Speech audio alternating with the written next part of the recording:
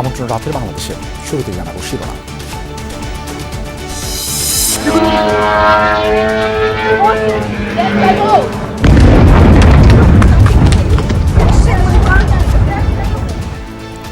ছড়িয়ে পড়েছে মধ্যপ্রাচ্যের যুদ্ধ। ইরানের জাহাজে মার্কিন সাবমেরিনের হামলায় নিহত অন্তত ৮০। খামেনির স্থলাভিষিক্ত হলেন সৈয়দ মুজতবা। বাংলাদেশ সহ মুসলিম দেশগুলোর সহমর্মিতা চাইল ইরান। আমিরাতে আটকে পড়া প্রবাসীদের ফেরাতে আজ ও কাল 2টি ফ্লাইট পাঠাচ্ছে ঢাকা। যুক্তরাষ্ট্রের সাথে সই হওয়া বাণিজ্য চুক্তিতে সম্মতি ছিল প্রধান দুই রাজনৈতিক দলের, জানালেন ডক্টর খলিল। জ্বালানি সংকট মোকাবেলায় মার্কিন সহকারী পররাষ্ট্রমন্ত্রীর সহযোগিতা কামনা। তালিকা করে চাঁদাবাজ ও অস্ত্রধারীদের বিরুদ্ধে দেশব্যাপী অভিযান, জানালেন স্বরাষ্ট্রমন্ত্রী। পরীক্ষামূলকভাবে বিভিন্ন সড়কে বন্ধ হবে অটোরিকশা। সিদ্ধিরগঞ্জ ভূমি অফিসে প্রতিমন্ত্রীর আকস্মিক পরিদর্শন, কাউকে না পেয়ে ক্ষোভ। সকাল 9টা 40 পর্যন্ত অফিসে অবস্থান বাধ্যতামূলক করল সরকার। বাংলাদেশের যে কোনো প্রান্তে যে কোনো দিন যে কোনো অফিসে সারপ্রাইজ ভিজিট সেটা আমরা অব্যাহত রাখব। আমরা কারাপশনের এগেনস্টে আমাদের যে ভূমিকা, অর্থাৎ আমাদের যে ঘোষণা জিরো টলারেন্স। ইসলামী বিশ্ববিদ্যালয়ে কর্মচারীর ছুরিকাঘাতে প্রাণ গেছে সমাজ কল্যাণ বিভাগের চেয়ারম্যান আসমা সাদিয়ার। অভিযুক্তের আত্মহত্যার চেষ্টা।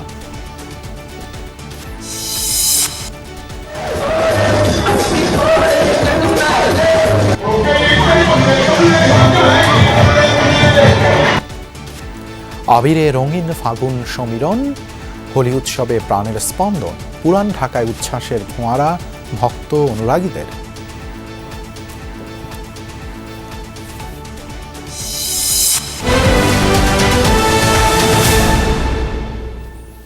এতক্ষণ শিরোনাম দেখছিলেন, আপনাদের সঙ্গে আছি আমি দেবাশিস রঞ্জন সরকার। মধ্যপ্রাচ্যের যুদ্ধ আরও ছড়িয়ে পড়ার শঙ্কা দেখা দিয়েছে। অঞ্চলটির গণ্ডি পেরিয়ে এবার ইরান মিসাইল ছুড়ল নেটোভুক্ত তুরস্কে।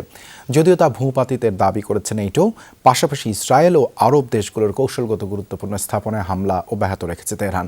অন্যদিকে আগামী কয়েকদিনের মধ্যেই ইরানের আকাশসীমা পূর্ণ নিয়ন্ত্রণের ঘোষণা দিয়েছে ওয়াশিংটন। দেশটির যুদ্ধমন্ত্রী পিট হেগসেথ এক সংবাদ সম্মেলনে সামনে হামলা আরও জোরদার করার কথাও জানিয়েছেন।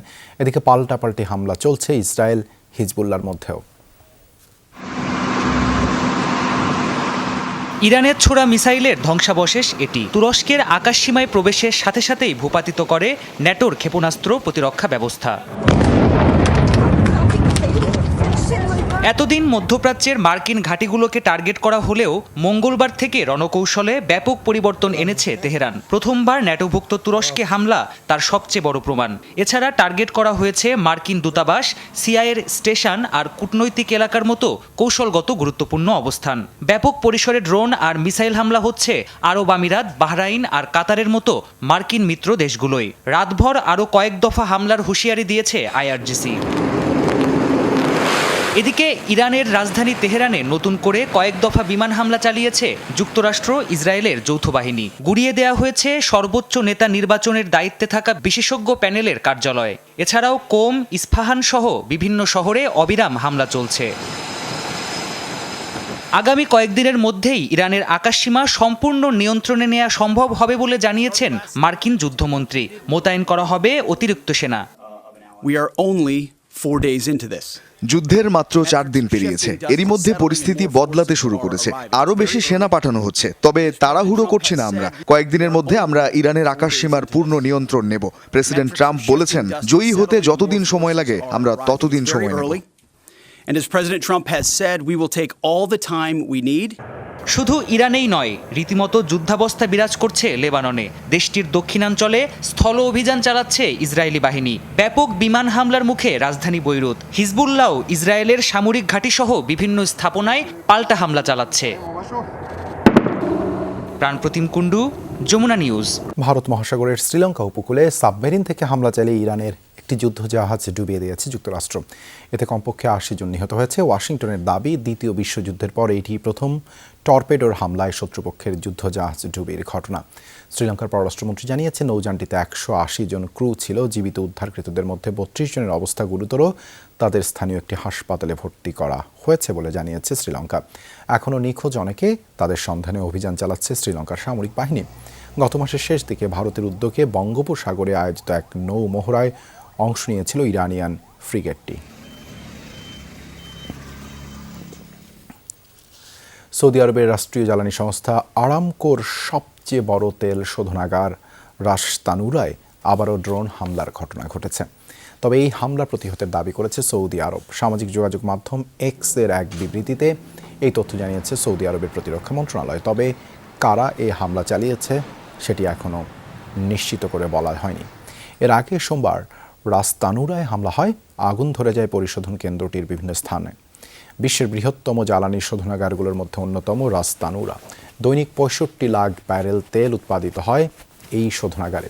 বিশ্বের মোট জ্বালানির 7% সরবরাহ করা হয় এই শোধনাগার থেকে। সব জল্পনা কল্পনার অবসান ঘটিয়ে ইরানের সর্বোচ্চ ধর্মীয় নেতা হলেন খামেনি পুত্র সৈয়দ মুজতবা খামেনি। অথচ মৃত্যুর আগে সম্ভাব্য উত্তরসূরিদের তালিকায় মুজতবার নামই রাখেননি Ayatollah Ali Khamenei. Iran international বলছে, মূলত রেভলিউশনারি গার্ডের চাপই মুজতবাকে সর্বোচ্চ নেতা নির্বাচিত করেছে দেশটির অ্যাসেম্বলি অব এক্সপার্ট।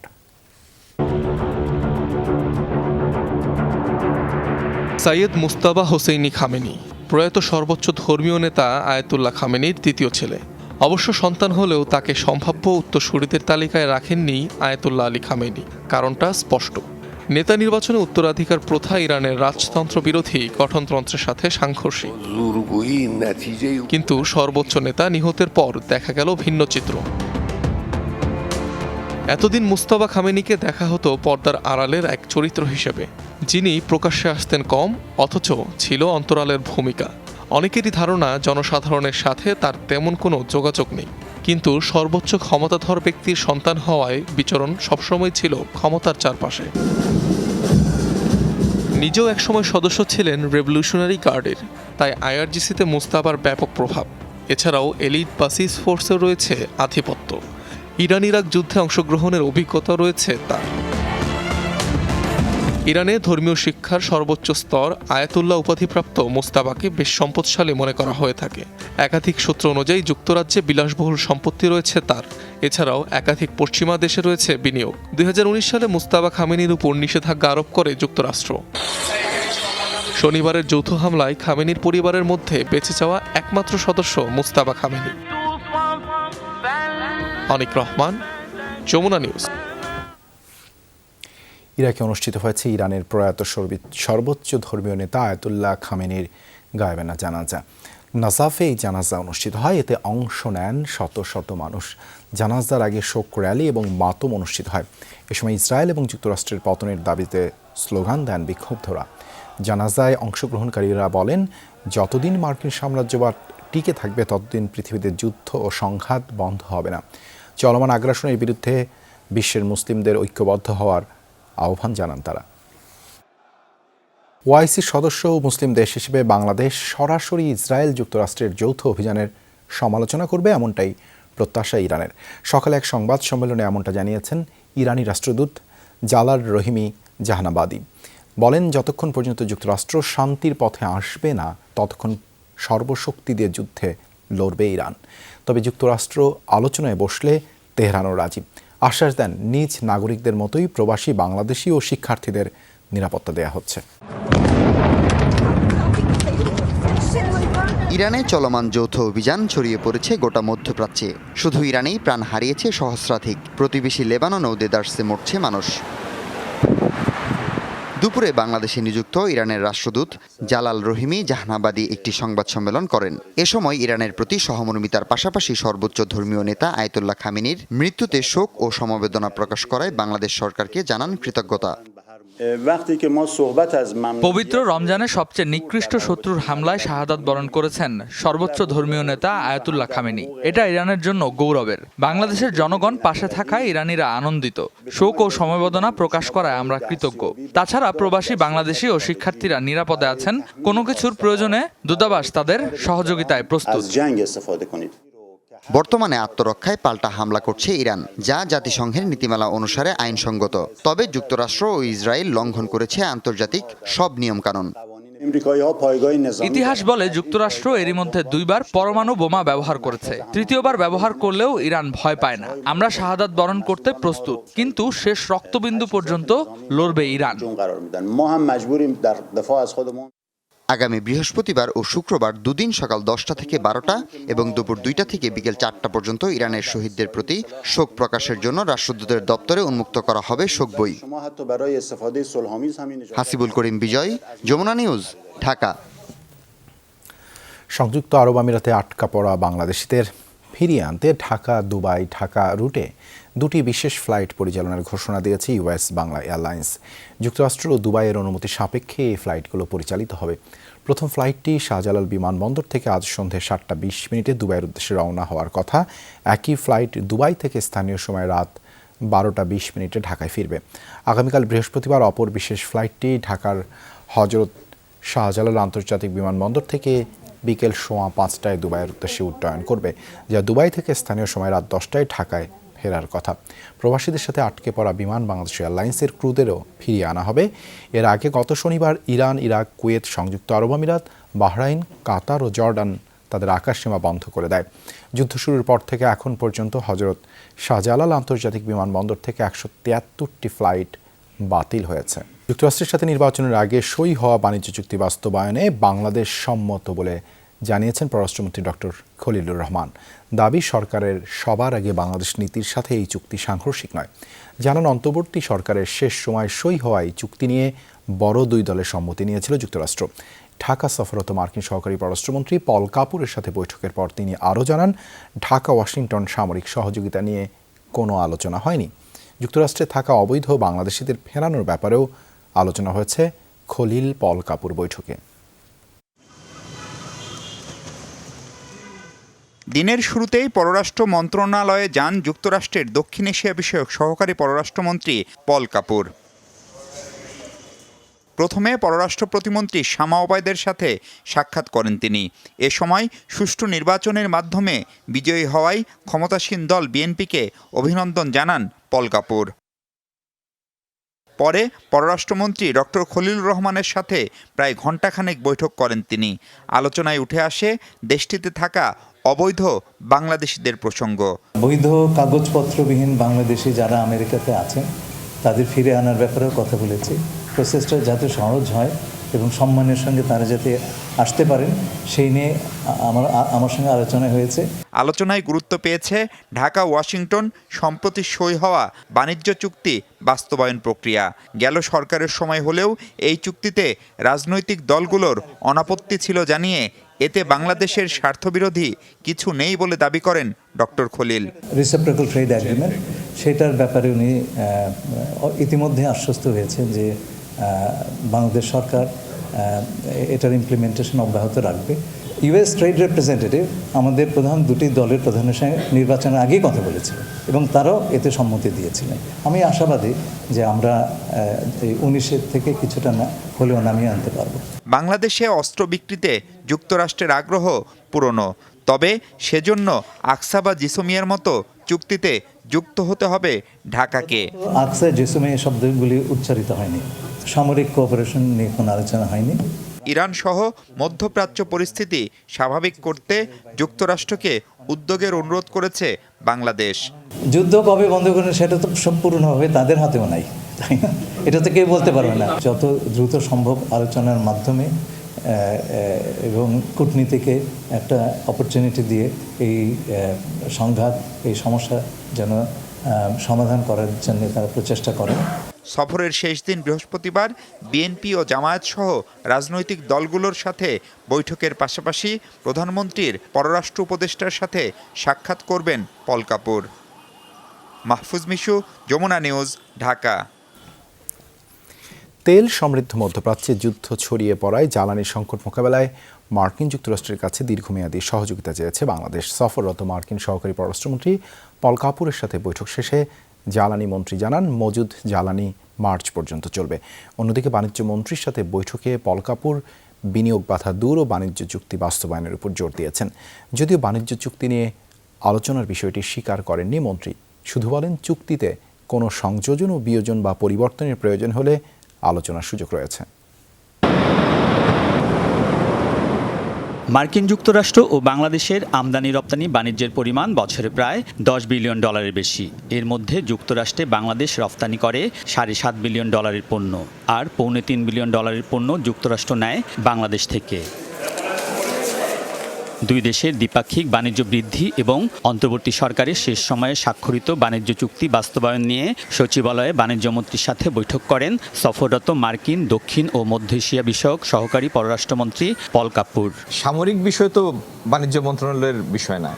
বাণিজ্য চুক্তি বা বৈঠক নিয়ে কথা বলেননি পল কাপুরও। তবে বাণিজ্যমন্ত্রী আলোচনার বিষয়টি এড়িয়ে গেলেও চুক্তি নিয়ে তার মতামত জানান। মার্কিন যুক্তরাষ্ট্র এবং বাংলাদেশ দুই সরকারের মধ্যে চুক্তি হয়েছে, এটা তো রাষ্ট্রীয় চুক্তি।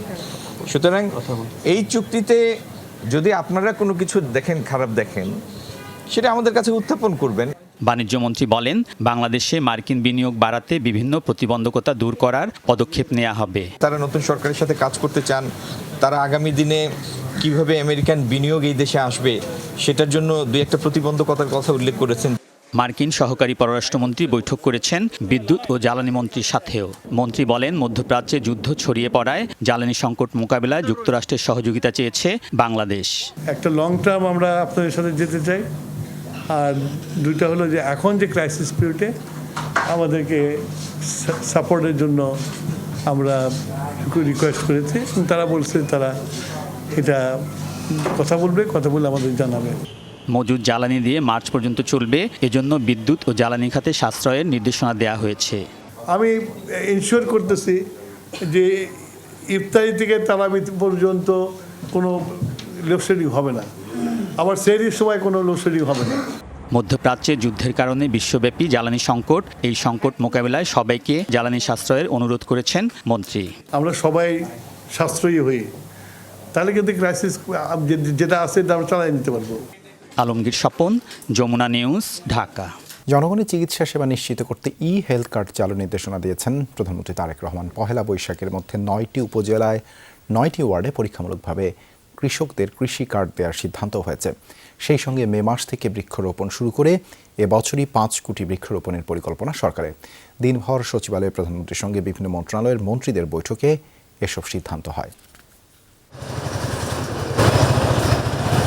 ভোটের আগে দেশজুড়ে নির্বাচনী সমাবেশে বিএনপি চেয়ারম্যান তারেক রহমানের প্রতিশ্রুতি কিংবা ঘোষিত ইশতেহারে ঠাঁই পেয়েছিল জনকল্যাণে বেশ কিছু সুনির্দিষ্ট কর্মসূচি। সরকার গঠনের পর সেই কর্মসূচিগুলোকেই সর্বোচ্চ প্রাধান্য দিয়ে কাজ করছেন প্রধানমন্ত্রী তারেক রহমান। দিনের শুরুতে সচিবালয়ে বৃক্ষরোপণ সংক্রান্ত সভা এবং সেলের কার্যক্রমের সবশেষ অগ্রগতি নিয়ে প্রধানমন্ত্রীর সঙ্গে বৈঠক করেন বন, পরিবেশ ও জলবায়ু মন্ত্রী, প্রতিমন্ত্রী। বৈঠক শেষে মন্ত্রী জানান, জলবায়ু পরিবর্তনের ঝুঁকি মোকাবেলা ও টেকসই সবুজায়ন নিশ্চিত করতে 5 বছরে 25 কোটি বৃক্ষরোপণের লক্ষ্যমাত্রা সরকারের। মে মাস থেকে শুরু হতে যাওয়া এই বৃক্ষরোপণ কর্মসূচির মাধ্যমে বাংলাদেশ কার্বন বাণিজ্য যুগেও প্রবেশ করবে বলে আশা প্রকাশ করেন তিনি। যদি আপনি 100টা গাছ লাগান তাহলে 30টা গাছ কিন্তু নষ্ট হবে বিভিন্ন কারণে। তো নেক্সট ইয়ারে সেটাকে আমরা নতুন করে করার জন্য ওই 30টা জন্য রিপ্লেসমেন্ট আমরা করি। 2 নম্বর হলো কার্বন ট্রেডিংয়ে আমরা সংযুক্ত হওয়া, এটা কিন্তু এখন আমাদের মুখ্য উদ্দেশ্য। চরগুলো আছে বা মেঘনা অববাহিকা যে জায়গাগুলো আছে সেখানে আমরা ম্যানগ্রোভ প্রজাতির গাছগুলো লাগাবো। এতে আমরা জিআইএস পদ্ধতির মাধ্যমে এটা মনিটরিং করতে পারবো এবং দেখাতে পারবো যে আমরা এতগুলো গাছ লাগিয়েছি, এবং পৃথিবীর যে কোনো জায়গা থেকে ড্যাশবোর্ডের মাধ্যমে এটা ট্র্যাকিং করা যাবে যে এখানে এই গাছটার অস্তিত্ব আছে। তখন সেই গাছের জন্য আমরা কার্বন ক্রেডিটটা আমরা ক্লেম করতে পারবো বা আমরা আদায় করতে পারবো। তো এটার জন্য আমাদের টার্গেট হচ্ছে যে আগামীতে আমাদের এই বাংলাদেশের যে গার্মেন্টস সহ অন্য যে শিল্প আছে এরপরে এই কার্বন ট্রেডটাকে আমাদেরকে এগিয়ে নিয়ে আসা, কার্বন ক্রেডিটটাকে এগিয়ে নিয়ে আসা। দুপুরে কৃষি কার্ড সেলের সভায় কৃষকদের নানামুখী সুবিধা নিশ্চিতে বিএনপি ঘোষিত এই উদ্যোগের অগ্রগতি জানতে চান প্রধানমন্ত্রী। বৈঠক শেষে কৃষিমন্ত্রী মোহাম্মদ আমিনুর রশিদ জানান, পয়লা বৈশাখের মধ্যে 9 উপজেলার 9 ইউনিয়নের 9 ওয়ার্ডে পরীক্ষামূলকভাবে কৃষকদের দেয়া হবে এই কৃষি কার্ড। আশা করি পয়লা বৈশাখের মধ্যে আমরা শুরু করার চিন্তা করছি এবং আশা করি পারব। সব কিছু যেন আমরা নিয়মতান্ত্রিকভাবে কৃষক পেতে পারে এবং গভর্নমেন্টের কাছে যেন সমস্ত তথ্য সঠিকভাবে আসে। এর আগে স্বাস্থ্য মন্ত্রণালয়ের কর্মকর্তাদের সঙ্গে বৈঠক করেন প্রধানমন্ত্রী তারেক রহমান। আলোচনা করেন প্রতিশ্রুতি অনুযায়ী 1 লাখ স্বাস্থ্যকর্মী নিয়োগের বিষয়টি নিয়ে। হেলথ কার্ড চালুর পাশাপাশি জনসংখ্যা নিয়ন্ত্রণে স্বাস্থ্য মন্ত্রণালয়কে তৎপর হওয়ার আহ্বানও জানান প্রধানমন্ত্রী। এদিকে বিকেলে সংসদের নবনিযুক্ত চিফ হুইপ নুরুল ইসলাম মনি 6 হুইপকে সঙ্গে নিয়ে প্রধানমন্ত্রী তারেক রহমানের সঙ্গে সৌজন্য সাক্ষাৎ করেন। এর আগে সকালে প্রধানমন্ত্রীর সঙ্গে সাক্ষাৎ করেন আনসার ও ভিডিপির মহাপরিচালক major general Abdul Motaleb Sajjad Mahmud. Saifuddin Robin, Jamuna news, Dhaka. সারা দেশে চাঁদাবাজ ও অবৈধ অস্ত্রধারীদের তালিকা করে অভিযান শুরুর কথা জানিয়েছেন স্বরাষ্ট্রমন্ত্রী সালাউদ্দিন আহমেদ। সকালে ঢাকা মেট্রোপলিটন পুলিশের সদর দপ্তর পরিদর্শন করেন তিনি। বলেন, বিগত সরকারের মতো রাজনৈতিক কাজে ব্যবহৃত হবে না পুলিশ। নাগরিকদের নিরাপত্তা আর সেবা বৃদ্ধিতে দেন সংশ্লিষ্টদের তাগিদ। গেল প্রায় 15-16 বছরের নিয়মিত চিত্র ছিল এমন। বিরোধী মত দমনে ক্ষমতার সর্বোচ্চ অপব্যবহার ছিল পুলিশের। কোনো ঊর্ধ্বতন কর্মকর্তার ঔদ্ধত্য ছাড়াই সব সীমা, যেগুলোর বড় শিকার বর্তমান ক্ষমতাসীন দল বিএনপি। বিএনপির স্থায়ী কমিটির সদস্য সালাউদ্দিন আহমেদ, যিনি নিজেও আইনশৃঙ্খলা বাহিনীর ক্ষমতার অপব্যবহারের শিকার, তিনি এখন স্বরাষ্ট্রমন্ত্রী। সকালে প্রথমবারের মতো যান জিএমপি সদর দপ্তর পরিদর্শনে। প্রথা অনুযায়ী দেয়া হয় গার্ড অব অনার। এরপর ঘণ্টা দেড়েক সভা করেন আইজিপি, ভারপ্রাপ্ত কমিশনার সহ পুলিশের ঊর্ধ্বতন কর্মকর্তাদের সঙ্গে। সভা শেষে গণমাধ্যমের প্রশ্নের জবাবে বলেন, ব্যক্তি বা দল নয়, পুলিশ হবে জনগণের। নিম্নপদস্থ কর্মকর্তারা তার উপরস্থ কর্মকর্তাদের ডিঙ্গিয়ে সরাসরি তার উপরস্থ কর্মকর্তাকে যোগাযোগ না করে, এটা বলা হয় চেইন অফ কমান্ড যেন ব্রেক না করে। জানান, সভায় মোটা দাগে 2টি অনুশাসন দেয়া হয়েছে, যার বাস্তবায়ন শুরু হবে শিগগিরই। আমরা চাঁদাবাজদের তালিকা প্রস্তুত করে সেই হিসাবে তাদেরকে আইনে আওতায় নিয়ে আসার ব্যবস্থা করব খুব শিগগির। 2, যারা অস্ত্রধারী, সন্ত্রাসী, দাগী আসামি, যারা সমাজে বিশৃঙ্খলা সৃষ্টি করছে, তাদের একটি তালিকা প্রণয়ন করা হচ্ছে। আসে ঢাকার যানজট প্রসঙ্গ। মন্ত্রী জানান, সংকট নিরসনে করণীয় ঠিক করতে পদক্ষেপ নিয়েছে সরকার। এই ব্যাপারে আমরা একটা সেল গঠন করে দিয়েছি। ডিএমপির ক্ষেত্রে ডিএমপি কমিশনারকে আমরা অনুরোধ করেছি আমাদের যে ট্রাফিক ডিপার্টমেন্ট আছে তাদের সাথে বসে আমরা কিভাবে যানজট কমাতে পারি, তারা 1 সপ্তাহের মধ্যে আমাদেরকে একটা রিপোর্ট দিবে। পুলিশের নতুন পোশাক নিয়ে আলোচনা থাকলেও মন্ত্রীর কথায় খুব একটা সাড়া মেলেনি। পোশাক পরিবর্তন করলে কি মানসিকতা পরিবর্তন হবে সেটা পরে, এটা আমরা পুলিশ ডিপার্টমেন্টের সাথে আলোচনা করে যথাযথ ব্যবস্থা নেব। ধন্যবাদ। রিয়াজ রায়হান, যমুনা নিউজ, ঢাকা। নারায়ণগঞ্জের সিদ্ধিরগঞ্জ ভূমি অফিসে প্রায় ঘণ্টাখানেক বসে থেকেও কর্মচারীদের দেখা পেলেন না প্রতিমন্ত্রী ব্যারিস্টার কায়সার কামাল। অফিসটিতে আকস্মিক পরিদর্শনে গিয়ে এই পরিস্থিতির মুখে পড়েন তিনি। ভূমি অফিসের প্রতিমন্ত্রীকে কাছে পেয়ে সমস্যার কথা তুলে ধরেন সেবা প্রার্থীরা। প্রতিমন্ত্রী বলেন, দুর্নীতির বিরুদ্ধে জিরো টলারেন্স নীতি অনুসরণ করছে সরকার। দেশের যে কোনো প্রান্তে, যে কোনো সময়, যে কোনো ভূমি অফিসে চলবে আকস্মিক পরিদর্শন।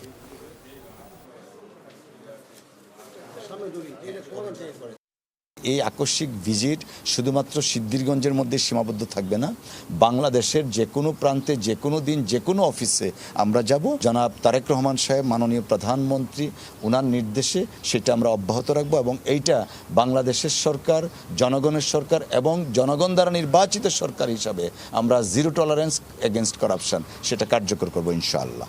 সরকারি কর্মকর্তা ও কর্মচারীদের প্রতিদিন সকাল 9টা থেকে 9টা 40 পর্যন্ত বাধ্যতামূলক নিজ নিজ অফিসে অবস্থানের নির্দেশ দিয়ে পরিপত্র জারি করছে মন্ত্রিপরিষদ বিভাগ। গত সোমবার মন্ত্রিপরিষদ সচিব নাসিমুল গনি স্বাক্ষরিত এক পরিপত্রে এই নির্দেশনা দেয়া হয়। তবে আজ বিষয়টি প্রকাশ্যে আসে। পরিপত্রে জনসেবা নিশ্চিত ও দাপ্তরিক কাজে গতি আনতে সরকারি, আধা সরকারি, স্বায়ত্তশাসিত ও আধা স্বায়ত্তশাসিত প্রতিষ্ঠানের সকল কর্মকর্তা কর্মচারীকে এই নির্দেশনা দেওয়া হয়। তবে শিক্ষা বা প্রশিক্ষণ প্রতিষ্ঠানে কর্মরত শিক্ষক ও অনুষদ সদস্য যারা প্রশাসনিক দায়িত্বে নেই তাদের জন্য এই নিয়ম কার্যকর হবে না। হাসপাতাল, জেলখানা, সংবাদ মাধ্যম বা নিরাপত্তা সংশ্লিষ্ট প্রতিষ্ঠানে যারা রোস্টার ডিউটি করেন তাদের ক্ষেত্রেও এই সময়সীমা প্রযোজ্য নয়। দেশে বিভিন্ন দপ্তরে চলছে দলীয়করণ। সংসদে গেলে জবাবদিহিতার জায়গা থেকে সেসব নিয়ে প্রশ্ন করা হবে, এমন মন্তব্য করেছেন বিরোধী দলীয় চিফ হুইপ নাহিদ ইসলাম। বিকেলে সিলেটে জাতীয় নাগরিক পার্টির বিভাগীয় ইফতার মাহফিলে অংশ নেন তিনি। এ সময় আরেকটি লড়াইয়ের প্রস্তুতি নিতে নেতাকর্মীদের প্রতি নির্দেশনা দেন নাহিদ ইসলাম। বলেন, এবার কোনো ভুল নয়, পরিপূর্ণ শক্তি নিয়েই মাঠে নামতে হবে। আজকে দেশের এই বেহাল অবস্থা আবারও তৈরি হয়েছে। দেশ আবারও গণতন্ত্র থেকে একদলীয় স্বৈরতন্ত্রের দিকে যাবে কিনা সেই প্রশ্ন উঠেছে। দেশের প্রতিষ্ঠানগুলোকে প্রশাসনকে আবার একদলীয়করণ হচ্ছে। অফিস সহকারীর ছুরিকাঘাতে প্রাণ গেছে কুষ্টিয়া ইসলামী বিশ্ববিদ্যালয়ের সমাজ কল্যাণ বিভাগের চেয়ারম্যান আসমা সাদিয়া রুনার। হত্যার পর ধারালো অস্ত্র দিয়ে নিজের গলা কেটে আত্মহত্যার চেষ্টা করে অভিযুক্ত ফজলুর রহমান। ডিপার্টমেন্ট প্রধানের রুম থেকে শব্দ শুনে সেখানে গিয়ে দুজনকে উদ্ধার করে হাসপাতালে নেয় শিক্ষার্থীরা। আসমা সাদিয়াকে মৃত ঘোষণা করেন চিকিৎসক। গুরুতর আহত ফজলুর হাসপাতালে চিকিৎসাধীন।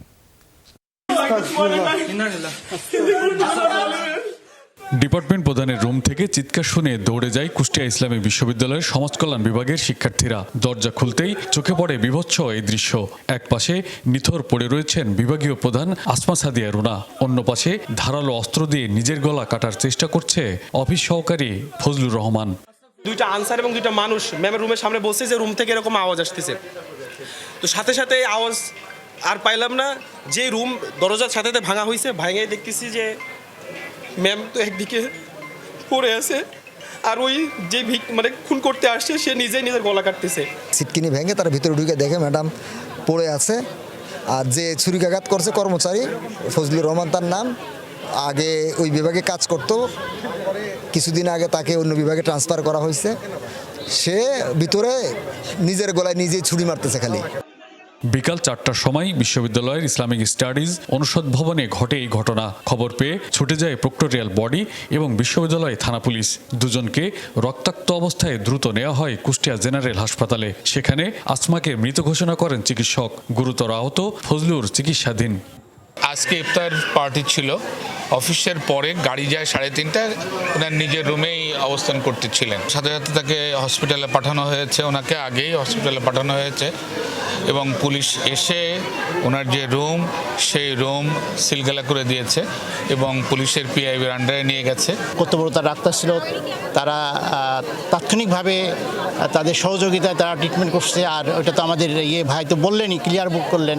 এখানে তারা পরীক্ষা নিরীক্ষা করে দেখছেন যে উনি এক্সপায়ার করছেন। হত্যার কারণ এখনো নিশ্চিত হতে পারেনি পুলিশ। বিষয়টি গুরুত্বের সাথে পর্যালোচনা করা হচ্ছে বলে জানান পুলিশ সুপার। কি হয়েছে এটা আসলে আমরা ব্যাখ্যা বিশ্লেষণ করছি।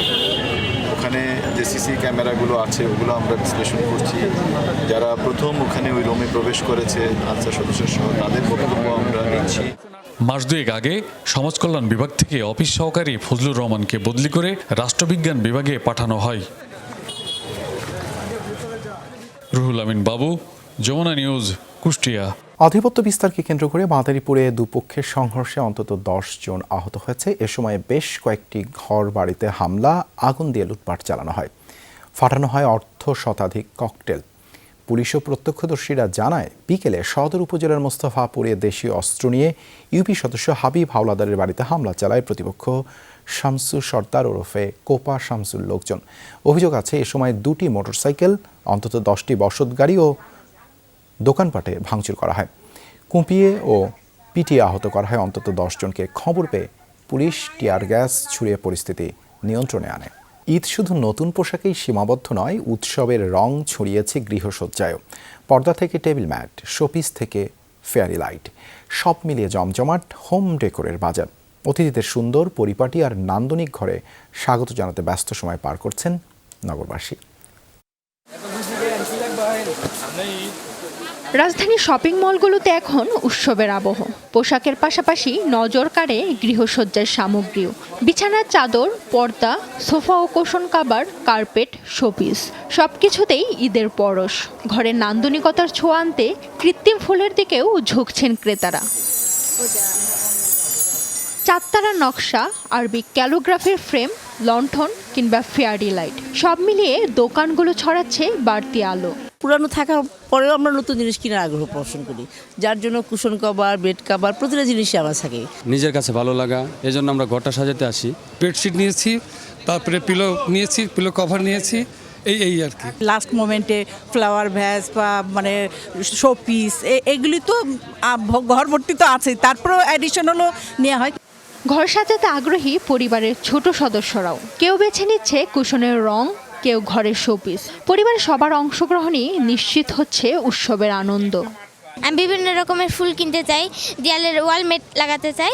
ঈদ মানে আনন্দ, ওগুলো তো একটু আনন্দ ফিল হয় যে না নতুন নতুন মানে নতুন করে সাজাবো, সুন্দর করে সাজাবো। বিক্রেতারাও বলছেন এ সময় ডেকোর আইটেমের চাহিদা বাড়ে কয়েক গুণ। বিছানার চাদরের আইটেম, এই আইটেমগুলো এখন রেডিমেড আইটেমটা সবচেয়ে বেশি চলতেছে। শৌখিন মানুষ যারা আছে তারা শৌখিনতার জন্য নেয়, চোখের সৌন্দর্য, এটা চোখের ক্ষুধা। কেউ ক্যান্ডেল স্ট্যান্ড নিচ্ছেন, কেউ ফুলদানি নিচ্ছেন, কেউ ডেকোরেশন পিস নিচ্ছেন শোপিসের জন্য। শুধু গৃহসজ্জা নয়, ক্রেতাদের এই ব্যস্ততা যেন ভালোবাসা আর অতিথি আপ্যায়নেরও প্রতিচ্ছবি। সৌরভী সায়দা, যমুনা নিউজ, ঢাকা। রঙে রঙে উদযাপিত হলো হিন্দু ধর্মাবলম্বীদের অন্যতম প্রধান উৎসব দোলযাত্রা বা হোলি। পুরান ঢাকার শাঁখারীবাজার, তাঁতীবাজার, পান্নিটোলা এলাকায় নাচ, গান আর রং খেলায় মাতেন তরুণ তরুণী সহ সব বয়সরা। ফাল্গুনী পূর্ণিমা তিথিতে অশুভ শক্তির বিনাশ আর বসন্তের আবাহনের এই উৎসব থেকে সম্প্রীতির বার্তা তাদের।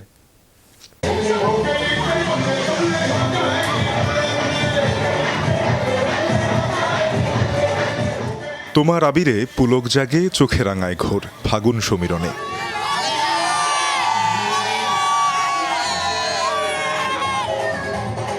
পিচকিরি আর ওয়াটারগান হাতে বাঁধ ভাঙা আনন্দ শিশু কিশোরদের।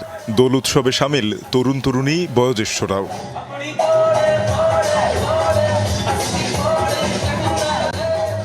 রাজধানীর শাঁখারীবাজার, তাঁতীবাজার, পানিরটোলায় পরিণত হয় আনন্দনগরীতে। বসন্ত, প্রেম আর বন্ধুত্বের বার্তা তাদের। আজকে আমাদের দোল উৎসব।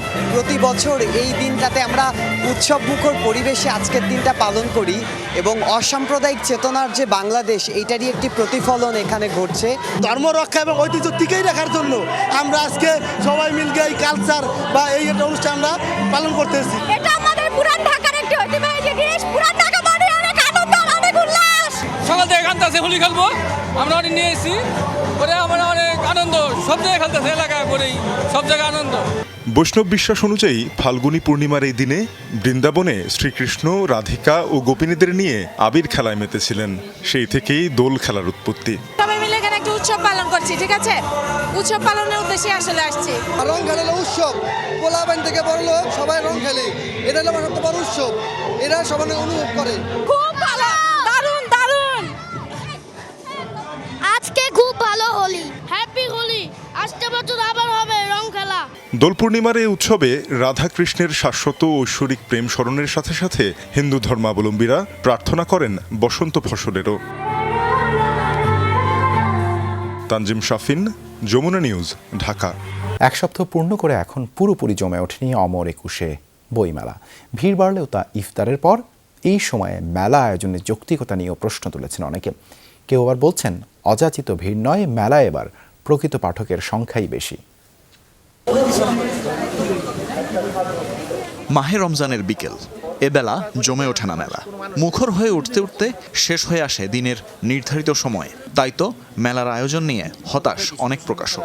আমাদের এখানে কোনো ধরনের প্রফিট উঠে আসবে বলে আমি মনে করি না। প্রকাশকরা বলছেন বিগত বছরগুলোর তুলনায় এবার বিক্রি আর উপস্থিতি কম। এজন্য তারা কাঠগড়ায় তুলেছে বাংলা একাডেমিকে। লেখকরাও হতাশ মেলার পরিবেশ নিয়ে। আমি এইবার বইমেলায় 29টা বইমেলা করতেছি, 21 বইমেলা। এইরকম নিরানন্দ বইমেলা আমার জীবনে কাটাই নাই। আমাদেরকে বাংলা একাডেমি জোর করে নিয়ে আসছে, এনে আমাদেরকে এখন আমাদের কোনো খোঁজ খবরও নিচ্ছে না। মেলাটা যদি উৎসব মুখর আরও বেশি হতো, আমি হয়তো বেশি মানুষের কাছে, বেশি পাঠকের কাছে রিচ করতে পারতাম। করোনা মহামারীতেও যে পরিমাণ মানুষ এখানে এসেছে বা সেই সময়টিতে এখন তাদেরকেও দেখা যাচ্ছে না। অধিকাংশ প্রকাশকের দ্বিমত যে ঈদের আগে মেলাটা না হয়, তারা বিনামত বাদ দিয়ে কিন্তু মেলায় আসবে না। তবে ইফতারের পর বাড়তে থাকা জনসমাগমকে অনেক লেখক আর প্রকাশক দেখছেন ইতিবাচক দৃষ্টিতে। প্ল্যান নাই, মেলার কোনো প্ল্যানে নেই। মানে অপরজন কম আসতেছে, যারা বইয়ের লোক তারাই বেশি মেলা আসতেছে, কিন্তু বই কিনতেছে, বই দেখতেছে। মানুষের তাড়া থাকে বাসায় যাওয়ার, ইবাদত বন্দেগী আছে। ইফতারের পরে মানুষ আসছে এবং মানুষ যে আসছে এরা ভিড়ের মানুষ না, এরা মূলত রিডার। পাঠকের কাছে পৌঁছাতে পারি নাই যে বইমেলা কখন হচ্ছে। আমরা সামনের মেলাকে কেন্দ্র করে এখন থেকে প্রস্তুতি নিতে পারি। মাত্র 18 দিনের মেলার সময় যখনই হোক প্রচারের দিক থেকে যেন কার্পণ্য না থাকে সে বিষয়ে দৃষ্টি দেওয়ার দাবি সংশ্লিষ্টদের। তানফির মৌসুম, যমুনা নিউজ, ঢাকা। টি-20 বিশ্বকাপের খবর। টুর্নামেন্টের ইতিহাসে দ্রুততম সেঞ্চুরি হাঁকিয়ে নিউজিল্যান্ডকে ফাইনালের মঞ্চে তুললেন ফিন অ্যালেন। অ্যালেনের 33 বলে শতকের ঝড়ে প্রথম সেমিফাইনালে দক্ষিণ আফ্রিকাকে 9 উইকেটে হারিয়েছে কিউইরা। আগে ব্যাট করে নিউজিল্যান্ডকে 170 রানের টার্গেট দেয় দক্ষিণ আফ্রিকা। জবাবে 1 উইকেট হারিয়ে 12 ওভার 5 বলেই জয়ের দেখা পায় নিউজিল্যান্ড। ইডেনের টসে হেরে ব্যাট করতে নেমে শুরুতেই অফ স্পিনার ম্যাককনচির জোড়া আঘাতে 2 উইকেট হারিয়ে বসে দক্ষিণ আফ্রিকা। ডিকক 10 আর রিকেলটন ফেরেন 0 রানে। মার্করামের 18 রানের পর মিলারকেও 6 রানে ফেরান রাচিন রবীন্দ্রা। তবে স্ট্যাপসের 29 আর মার্কো ইয়ানসেনের অপরাজিত 50-তে 169 রানের লড়াকু পুঁজি পায় প্রোটিয়ারা। জবাবে 117 রানের ওপেনিং জুটিতে ম্যাচ জয়ের আগাম হুঙ্কার দেন টিম সেটফার্ড ও ফিন অ্যালেন। রাবাদার বলে বোল্ড হওয়ার আগে সেটফার্ড করেন 58 রান আর রাচিনকে সঙ্গে নিয়ে টি-20 বিশ্বকাপে দ্রুততম সেঞ্চুরির নতুন রেকর্ড গড়ে দলকে ফাইনালে তোলেন ফিন অ্যালেন।